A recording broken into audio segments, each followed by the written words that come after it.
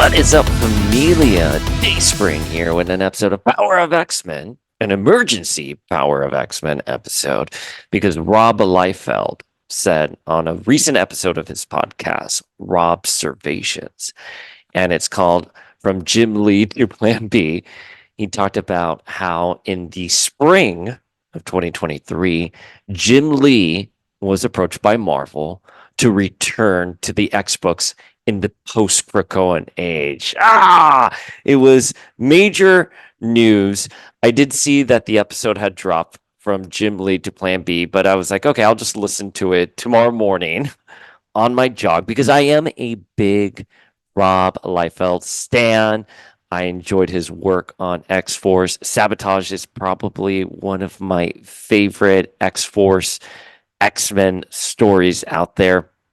I enjoy the podcast quite a bit. I think, regardless if you agree with Rob or not, he does give a look at the comic book industry from a certain angle. And here at Power of X-Men, we really do pride ourselves in listening to all forms of the conversation and sort of inhale a spectrum of people's feels and perspectives on certain issues as it pertains to the X-Men. But anyways, so I got the notification that an episode of Robservations had dropped. His last episode was actually just a couple of days before. I still haven't listened to that one either, but he had a season finale back in November, and now he is back with another season of his podcast.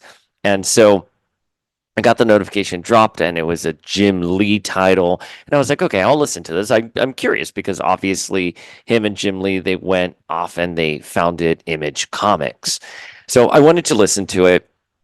And then I was sort of just sitting on the sofa watching The Last Voyage of the Dimitri, which is that Dracula movie, with my husband. And I got a text message from Ralph, aka No More Mutants. And he was here like, did you see this headline? And he sent me a link to, I believe it was Comic Book Resources or comicbook.com. Let me see really quickly here. I like getting things accurate here. It was comicbook.com. And the title was Marvel Comics reportedly recruited Jim Lee to take over the X-Men. And, you know, I clicked on the link and I read the article and I was like, oh, shit, this isn't the recent episode of Observations. And I'm so angry because I saw the episode come in and I was like, nah, I'll just listen to it. You know what I mean? Like, I like Rob's podcast. Again, I like it quite a bit, but it isn't a podcast that I would say that there's so much tea being dropped or so many bombshells that are being dropped that we have to sort of drop what we are doing to cover it. And now I'm like, man, Rob is not playing around. So I screenshotted the article that Ralph No More Mutants had sent me. I posted it on the Instagram page. I said, whoa, I did a poll. Would you want to see Jim Lee come back to the X-Men? And then I did another poll. Which era do you prefer, Jim Lee or the Krakoan Age? And we can talk about those poll results later on in this episode. I'm going to give it some time to get some more votes in, but we'll talk about it. But anyways, I got a plethora of DMs coming back at me saying, oh, Rob is just a liar. Rob Liefeld is lying. And I was like, okay, I think Rob is a very energetic, in-your-face individual, but I don't think he is a liar, nor do I think he would lie about something as huge as saying that Jim Lee was approached to return to the X-Books following the Krakoan Age. That just seems like it could be lawsuit territory. That seems it's something that Jim Lee and Marvel could easily deny. And by the way, maybe they would deny it, but I don't believe that he wasn't given this information, that he doesn't have insider information. So, you know, the main thing that I got back was, oh, but he's at DC and he has a contract. And Rob does mention that in this episode. He tackles that straight on.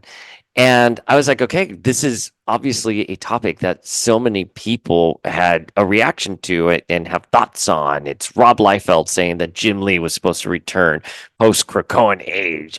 So I figured, all right, I read the article on comicbook.com. That is secondhand. Let me listen to the actual episode itself. So I waited for Less Voice of the Dimitri to end. My husband loved it. I could have cared less about it. My husband actually thought it was a very scary movie. So according to him, it's a great movie. I'm sort of indifferent to it. I'm like, nothing scares me anymore. You know what scares me? Life at 40. That's a true horror movie. So, we finished the movie. I was like, okay, let me go exfoliate, run a bath. This is what I do on Friday nights. Exfoliate with my Goop Gwyneth Paltrow products, and let me listen to this episode and sort of answer DMs. And I started listening to the episode, and I was like, oh, I should take a couple of notes here because he does get into the nit and grit of it. But for those of you who don't listen to Robservations and just tune into Power of X-Men and want to hear my feels and my reporting on this, thank you so much. I do encourage you to always go to the source. So in this case, go listen to Robservations, even if you find Rob Liefeld kind of contentious. When it comes to certain issues, I do like educating myself, and I like to see the raw source talk about what is being reported on. So I listen to it. I'm being objective here. Again, I am putting it up front that I know Rob is a contentious figure in the comic book community. I happen to like him very much. However, I am not. I am just reporting on what he said, and I'm being objective with what he said, and then I'll sort of give my feels at the end and sort of weigh in on my opinion like an op-ed. So we'll be Reuters first, and then we'll do an op-ed afterwards. I'm very, I'm very meticulous about being objective in reporting stuff because I was a journalism major my first 2 years of college. I ended up being an English writing major when I graduated, but I also really do believe in just objectively reporting things. And then, when I graduated college, I worked at the Advocate and I wrote for Out Magazine, Huffington Post, and other places. So objectivity for me is always key. So again, we're going to talk about what Rob said here. This is just what Rob said. Whether you believe him or not, that's another story. Take it into his TMs, or we can talk about it. I don't mind talking about it, but I am not saying he is right. I'm not saying he is wrong. I am just reporting on what Rob is saying, and I want to get into it because it is really interesting stuff at the very least. All right, so Rob is talking about that he is connected within the entertainment industry, and he said this in this episode, and I didn't know it. Do you guys remember Tori Scott from Saved by the Bell? For those of you who are too young and don't know what Saved by the Bell is, it was a very popular show for some of us, and it starred Mark Paul Gosselaar and Tiffany Amber Thiessen. I think she's just Tiffany Thiessen now, and Elizabeth Berkley and Mario Lopez. So he's apparently related to the actress who played Tori Scott. It's his wife's sister, so it's his sister-in-law, and I love that. So, anyways, he's talking about how he's well connected in the industry. He's lived in California for a while now. He has contacts, he knows agents, and he knows producers. So, multiple people kind of came to him. He said that he has about 10 people who can vouch his story. So, they came to him and they said that, Jim Lee has been at DC Comics for over 20 years. He is a DC guy. He hasn't really drawn the X-Men. He doesn't do interiors anymore. He hasn't done interiors since 2016. And one of the things that Jim is looking at is a life outside of DC. He's kind of like plotting his next moves, maybe within the next couple of years. I think Rob said about 2 years. And apparently, during the pandemic, and I vaguely remember this, during the pandemic, DC had a lot of massive layoffs, and a lot of junior editors got promoted to senior editors, and they sort of had a restructuring. And it was in that moment that I guess Jim Lee renegotiated his contract. I don't know. Rob didn't really piece that part of the pandemic layoffs and Jim Lee's negotiations, but Jim Lee negotiated his contract, and I guess now it's up for renegotiations. And regardless, there is an opening in that contract, and Marvel knew this, so they saw a chance to approach Jim Lee and put together a deal to have him return to the X books. Now, the reason why the deal fell through was because Jim Lee didn't want to dedicate time to drawing the interiors. And Rob goes on to say about how he knows Jim's drawing schedule, which it would start at midnight, and then he would be done at 6 a.m. He'd sleep, go into the office, and start the cycle all over again. Apparently, when Jim Lee used to do interiors, that was his schedule.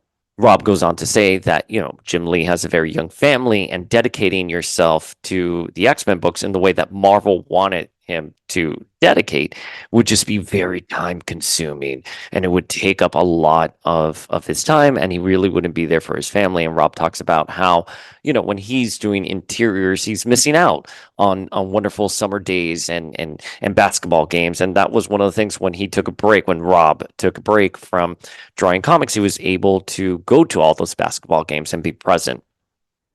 So the reason why Jim Lee did not take that deal was because that he just didn't want to dedicate himself to those interiors.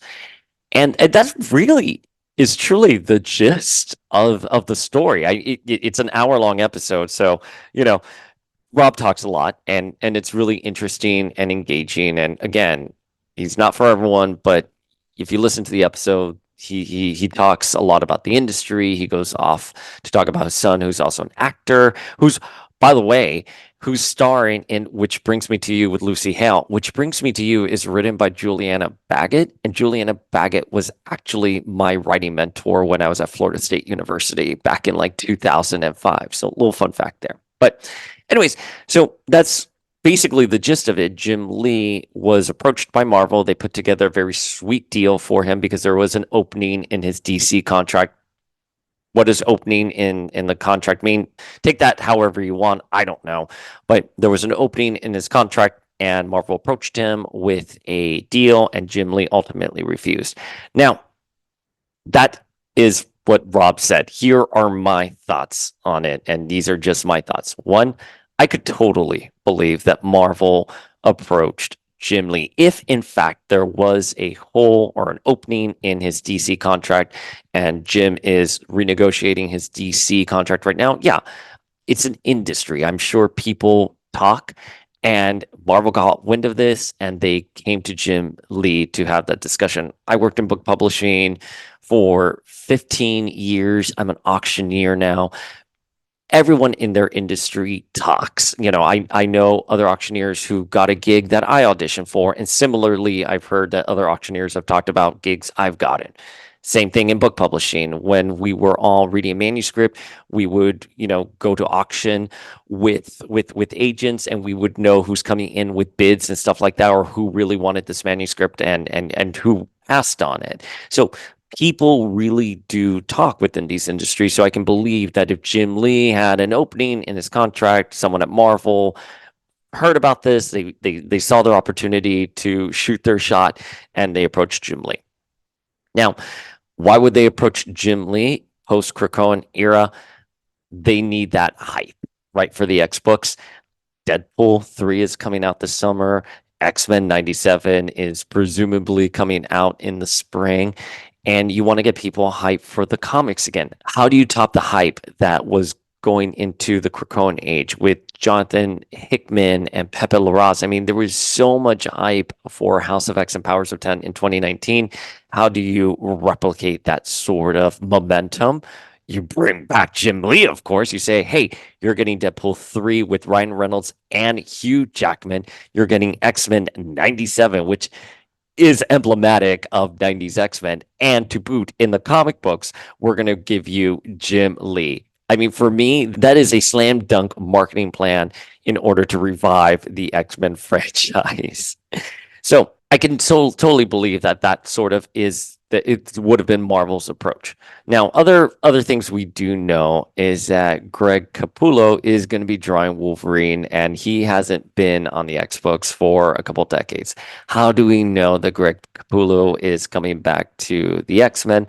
Well, he did tweet on social media that he was working on a Marvel project, but he couldn't say what. And on the top corner, it said Wolverine. So we know Greg is coming back to the X books, and it makes sense that Marvel would be approaching these legacy creators. Rob talks about how, and this is something that's being talked about not just by Rob, but in other comic book podcasts and other people on YouTube who are commenting on the state of the comic book industry. but specifically pertaining to just Rob's episode, he was talking about how these comic book stores are really being supported by 40-year-olds and their credit cards, and they're very nostalgic for the Jim Lee era. That is perfectly who I am because I am a 40-something-year-old with a credit card, and I go to comic book stores. And again, I've talked about how much I love the Krakoan era. I think the Krakoan era has revived the X-Men IP and seriously brought in so many new readers, but it hasn't stuck the landing. And me, who has been a fan for 3 decades, have kind of like shy away from the weeklies. I've been a Wednesday warrior since Morrison's New X-Men. I talk about this all the time. I started reading X-Men when I was in fourth grade. I was collecting the Fleer Ultra cards. I started reading that Rogue miniseries with the Terry Dodson cover. Started really collecting the books during the Onslaught era up to around Zero Tolerance. And then I sort of backed out for a little bit. And then I came back midway through Morrison's run. And I believe it was right at Xavier's when I started catching wind that something really special was happening in the X books. And I was like, okay, I'll check this out. And from 2000 and what was it, 2003, 2002, from 2003 onward. So for over 20 years, I have been a Wednesday warrior. I sort of have taken a seat back and I only read the important stuff as they're being published. It regardless if you think the Krakoan era is better or not, there are some people who have just stepped away from it a large amount, and we talked about that on this podcast. But anyways, Rob was talking about how there's a lot of kids going into comic book stores. They're aware of comic book stores, but they're only going in to buy manga, and that's a huge conversation point that we won't get into in this episode. But a lot of people are talking about the state of the comic book industry is not as good as compared to all the kids reading manga right now. We've talked about this. Another very contentious figure, Mark Miller. We don't have to dwell on it, but I have listened to Mark Miller's podcast and show, and he had a group of retailers on there, and they talk about how one thing that's keeping comic book, stores afloat are pops, and that pops come in, the whole cases there, the whole palette, and people just buy them up, and that's really good for comic book stores, and that's what's keeping them afloat right now. So I can believe that Marvel wanting to help retailers, wanting to make sure that these Wednesday warriors who have kind of like left, who are in their 40s, who have those credit cards, how do you get them back?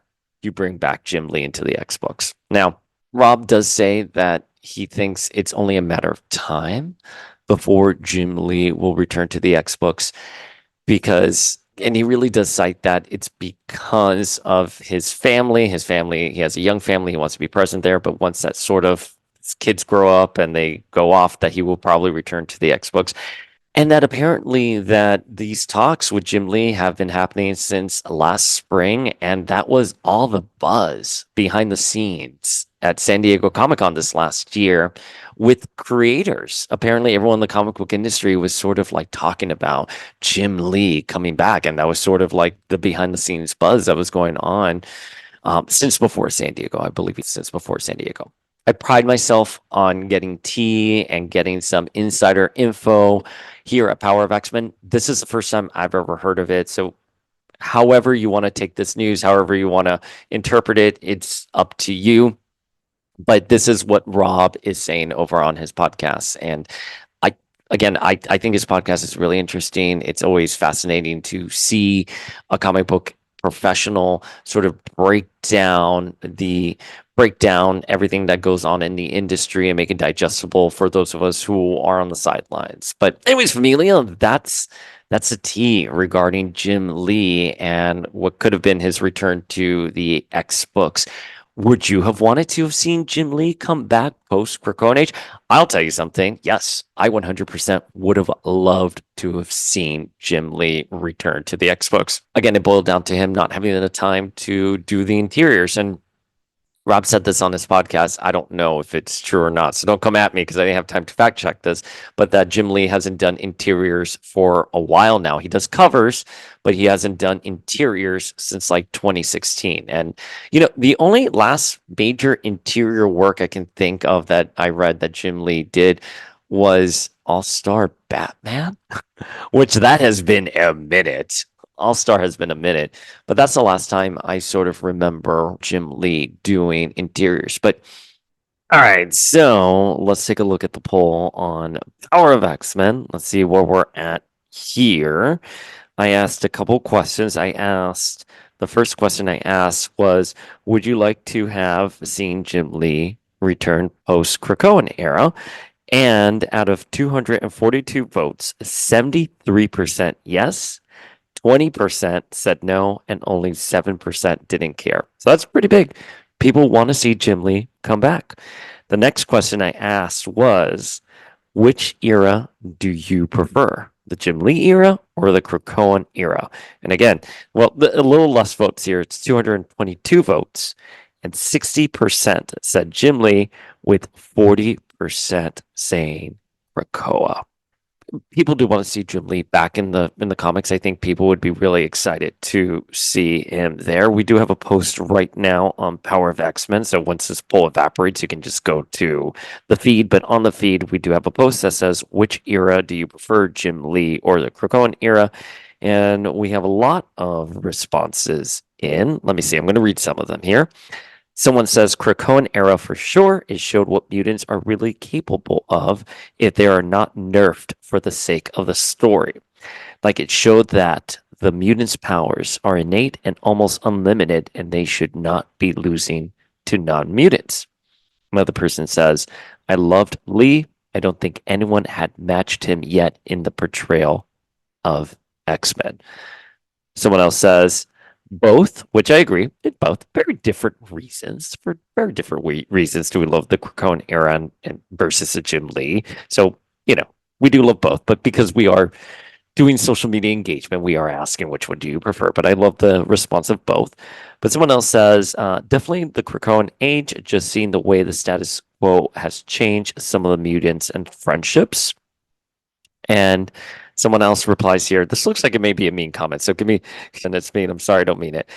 Someone said, do people think Krakoa was a bigger shakeup than post-mutant massacre, Outbag, and Siege Paralysis years? Ooh, that's a good question that you posed there. Another person says Krakoa because the storytelling was more varied and fleshed out. They gave a lot of minor characters more abilities to tell their side and not feel rushed. Want proof? Look no further than Legion or Apocalypse. I do agree that Apocalypse in particular did get quite a story bump, but I don't know if it's my preferred, story for Apocalypse. But then we have here three people in a row that said just Jim Lee, that they prefer Jim Lee.